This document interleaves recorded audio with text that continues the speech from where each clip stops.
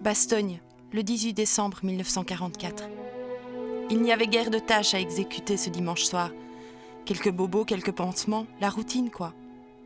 Je n'ai pas passé une bonne nuit. Tous ces ragots, toutes ces rumeurs ont hanté mon sommeil. De plus, je m'inquiète pour les miens. Sont-ils en sécurité? Où ont-ils dormi? Ce matin, je suis allée voir mes petits vieux de l'hospice. Dieu qu'il faisait froid. Et ce brouillard tenace n'arrangeait pas mon humeur. Les gens emmitouflés marchent d'un bon pas en fixant le trottoir. Personne ne parle à personne. Étonnamment, la plupart se rendent à l'église en quête de réconfort, je suppose. Arrivée à l'hospice, je suis accueillie par la sœur responsable qui m'offre une tasse de café. Les nouvelles circulent, rassurantes, puisqu'on dit que les Américains organisent la défense de notre ville et des villages environnants.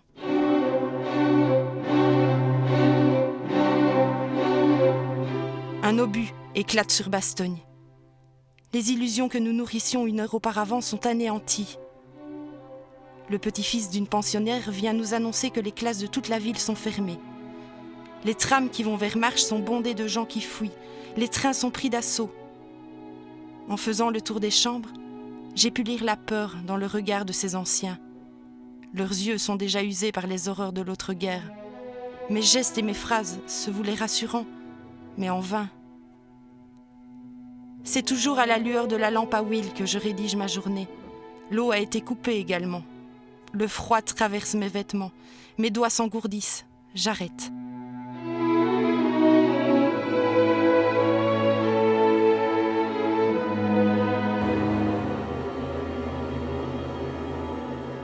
Ce lundi 18 décembre 1944, alors que la 6e armée blindée SS de Sepp Dietrich est freinée du côté d'Elsenborn, la colonne Piper tente de poursuivre en contournant 3 ponts vers la vallée de l'Amblève, mais est fortement freinée à son tour par les actions de l'armée américaine qui fait sauter les ponts. Car du côté allié, après la surprise des 2 jours précédents, on tente de s'organiser pour contrer l'offensive. C'est ainsi que le groupement blindé du colonel Roberts de la 10e division est rappelé en Ardennes. Le général Bradley a appelé George Patton, le général Patton, et lui a dit « Georgie, il se passe quelque chose ici dans les Ardennes. Peux-tu faire demi-tour à la 10e division blindée et les envoyer directement là-bas ?»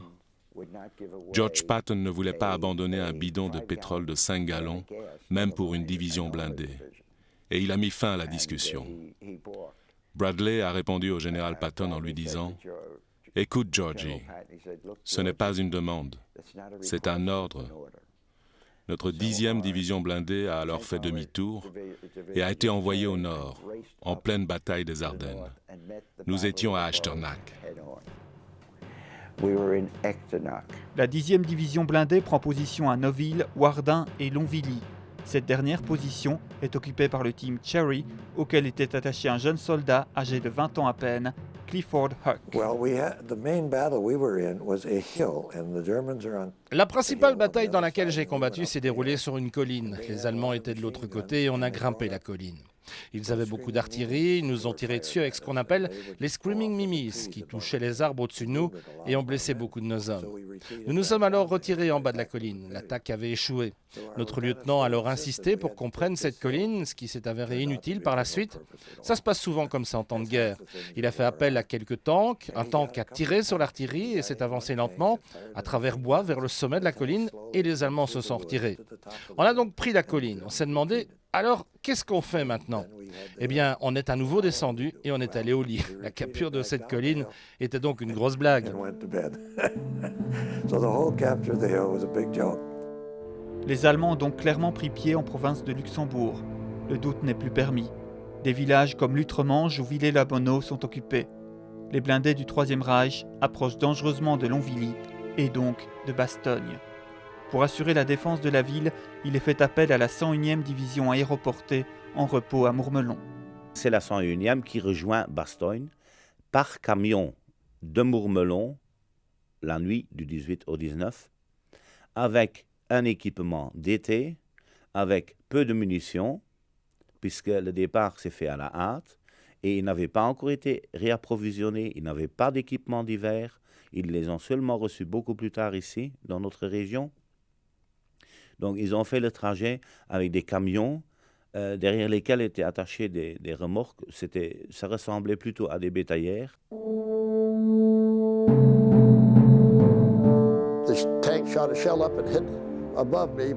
Un tank a tiré un obus qui a explosé au-dessus de moi, à peu près à 30-40 pieds, peut-être plus haut.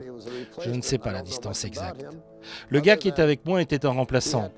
Je ne sais pas grand-chose à son sujet, je sais seulement qu'il avait son casque de travers et ce qui s'est passé, c'est que de la matière blanche, pas tellement de sang, juste un filet de sang, mais beaucoup de matière blanche sortait du côté de sa tête.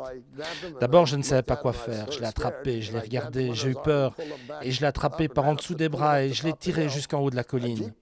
Une Jeep est arrivée et un gars m'a dit de le prendre dans mes bras sur le siège avant. Donc je l'ai pris dans mes bras sur le siège avant. Je n'ai jamais eu si peur qu'en allant jusqu'à cet hôpital, parce que des obus tombaient de tous côtés. J'aurais préféré être dans un Vauxhall que dans cette Jeep qui nous conduisait au poste de secours où on l'a déposé. Puis la Jeep m'a reconduit, quand on est arrivé, il n'y avait plus rien là-bas, c'était calme, j'étais tout seul, et puis j'ai retrouvé d'autres gars, c'est arrivé tellement vite. Mais quand ça a été fini, il n'y a plus eu aucune action.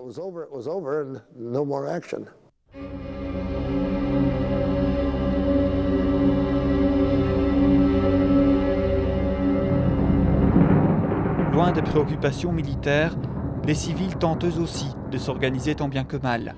Certains ont choisi de fuir. On a vu des gens qui arrivaient, qui descendaient le village avec des charrettes bourrées de couvertures, de berceaux, toutes sortes d'histoires comme ça. Et alors j'entends papa qui dit « D'où est-ce qu'il vous allez en wallon ?» On se va. Il ne va plus, me dit. C'était parce qu'en 40, on est allé et quand on arrive, nous, il y a plus rien le mage. Donc on n'est pas parti. Il y en avait qui venaient de Bourcy, d'un peu partout, qui redescendaient. Donc vers la vallée, je suppose, puisque c'était dans le fond. D'autres restent et assistent impuissants à l'occupation de leur village par les armées d'Hitler.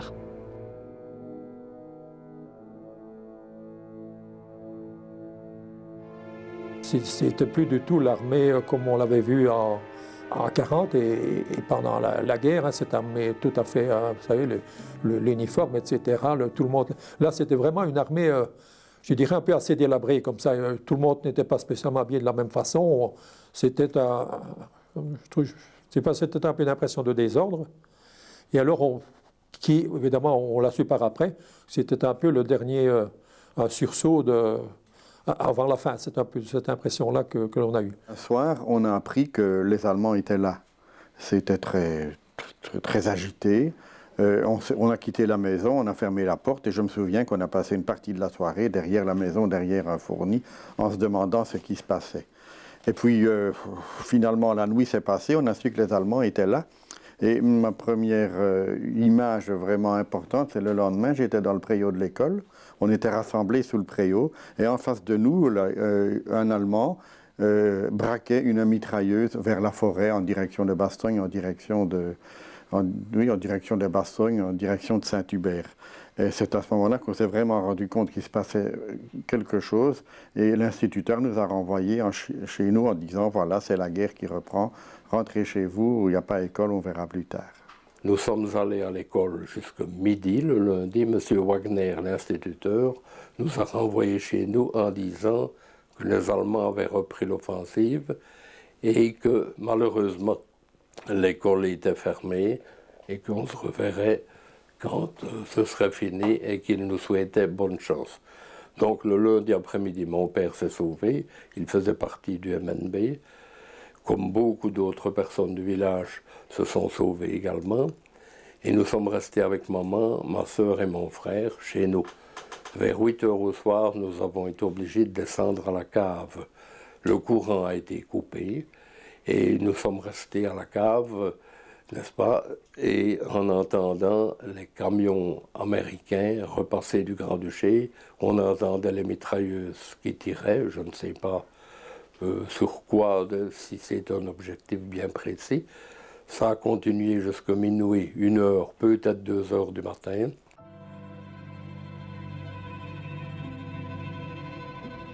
À Bastogne, l'arrivée de soldats blessés dans les hôpitaux de campagne improvisés marque l'esprit des civils. J'ai vu les débris de la 28e division d'infanterie qui était sur Lourdes, donc américaine, qui a été vraiment disloquée là-bas par l'attaque frontale des Allemands. Et je les ai vus donc, dans la Grande Rue, dans des conditions misérables d'avance, de blessés, y compris avec des béquilles faites par leurs fusils, des gens qui se soutenaient, les bandages, vraiment le genre de guerre, la fin de la guerre de sécession. C'était vraiment très dur à voir.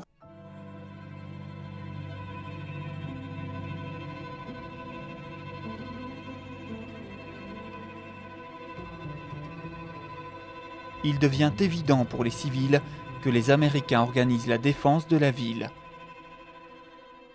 Les colonnes montaient, les soldats américains montaient vers Foix.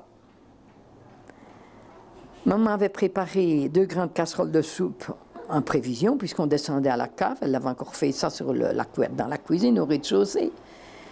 Et je suis allée avec mes 2 casseroles de soupe au coin du garage Didier. Et on distribuait de la soupe, celui qui tendait sa gamelle. Parce que c'est des soldats qui allaient au front et de la soupe. Même à 10 heures au matin, ça n'a pas d'importance. Hein. Quelques-uns refusaient, se méfiaient un peu peut-être de ce que pouvait contenir la soupe, mais enfin, bref, beaucoup en ont pris. On a vidé les casseroles. Tout de suite, il y a eu un charivari de militaires qui ont travaillé dans Bastogne pour faire des installations de téléphone. Moi, je disais, on avait pu calculer les kilomètres de fils qu'il y avait sur les trottoirs et en travers de certaines rues, c'était quelque chose. Et alors nous, comme dans notre cave, on ne pouvait pas s'y réfugier, on a cherché une cave dans le haut de la ville. Vous savez, quand on a des connaissances, c'était de la famille, alors nous y sommes allés. Mais on était tellement serrés là-dedans que nuit et jour, il fallait rester sur sa chaise, dormir sur une chaise et rien d'autre.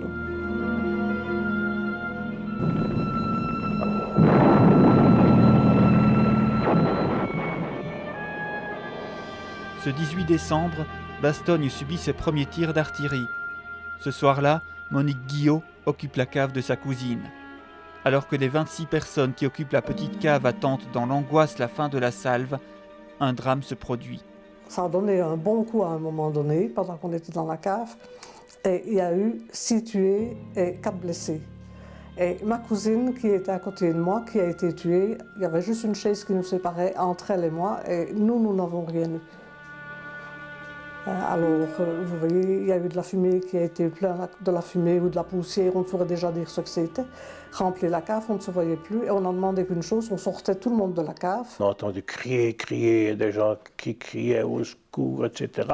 Et le matin, on a appris qu'un obus était tombé près de chez nous, dans une maison qui appartenait chez Madame Guillot. Et on est sorti avec une personne, une liégeoise, qui était blessée, elle, au front.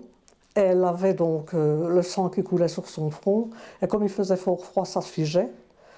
Et on l'a conduit chez des Américains qui étaient à l'autre côté de la rue, qui soignaient déjà leurs blessés. Ils l'ont soigné, puis ils l'ont conduit chez les sœurs au pensionnat. Dans les caves, l'atmosphère est lourde. Chacun s'installe comme il peut. Nous étions l'un sur l'autre. On dormait debout, on dormait couché. De temps en temps couché, mais on dormait souvent assis sur des chaises, hein, surtout chez les Sœurs Notre-Dame. Hein. Chez les Sœurs Notre-Dame, ça, on dormait vraiment l'un sur l'autre. Hein. Nous avons été chez les Sœurs Notre-Dame, nous autres, parce que notre quartier était fortement pilonné par l'artillerie allemande. Et un beau jour, les Américains sont venus, ils ont dit, il faut partir de ce quartier-là, et vous devez partir chez les Sœurs Notre-Dame pour vous réfugier. Dans la cave où on était, il y avait un cellier avec des pommes, et qui était fermé à clé. Mais on est parvenu pour finir à aller par derrière le cellier, aller chercher des pommes pour manger parce qu'on avait faim. Et on faisait de la nourriture nous-mêmes. On a même fait un jour des galettes avec de la farine qu'on avait été chercher autre part. Et on a fait une 40aine de galettes, mais comme on était 40, on en a eu une chacun. C'était tout. Hein, et dans la cave, ben, il y a deux personnes qui ont perdu un peu la tête parce qu'elles étaient effrayées, des personnes âgées hein, déjà. Elles ont été effrayées, alors elles perdaient un peu la tête. Elles ne savaient plus ce qu'elles faisaient. Il fallait vraiment qu'on les tienne.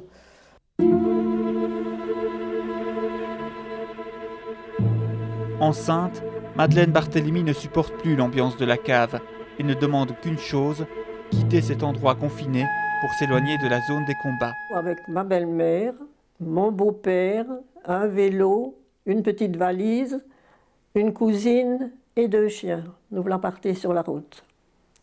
Il n'y avait personne. Il y avait un tank près de chez Poste Frazel, dans le haut de la ville. Lugubre. Il faisait lugubre.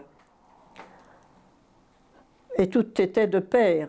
Le brouillard, le froid, mais le courage ne nous quittait pas. On a dit, il faut qu'on y aille, il faut qu'on y aille, il faut qu'on avance, il faut qu'on avance, il faut qu'on s'en sorte. C'est ce qui s'est passé. Mon beau-père poussait le vélo, les femmes suivaient derrière. Et je ne dirais pas qu'on partait gaiement, mais on partait rassurés. Madeleine Barthélemy et ses beaux-parents empruntent la route de Neufchâteau. Un peu au-delà de Île-le-Pré, ils sont arrêtés par des Américains qui tentent de les dissuader de poursuivre leur chemin. Mais rien n'y fait, la jeune Madeleine veut continuer coûte que coûte. Pourtant, 150 mètres plus loin, le petit groupe est pris pour cible par les soldats allemands. Et les mitrailleuses de la droite, dans les bois de sapins, un peu plus éloignés de la route, là. Mais n'empêche que c'était nous qui étions visés. On s'est couché au fossé, vélo, chiens et adultes. Moi, j'ai vu les flammes rouges de la mitraillade comme ça devant mes yeux. Et puis ça a cessé. On a respiré. On a dit, ça y est, le calme revient. On s'est relevés. On était tous impeccables, les chiens et tout. Sortie indemne, Madeleine Barthélemy et ses beaux-parents rebroussent chemin vers Île-le-Pré, où ils trouvent refuge dans une cave. Je n'ai pas de douleur, j'ai un souvenir, j'ai un sentiment, bien sûr. Il m'arrive d'avoir une larme à l'œil, mais quand je vois par exemple passer de la jeunesse, passer des militaires, j'adore de voir les défilés militaires. Et je pense, petite jeunesse, si la guerre revenait. Ça, je pense souvent. Ça me fait du mal parce que c'est des êtres, c'est des jeunes. Hein.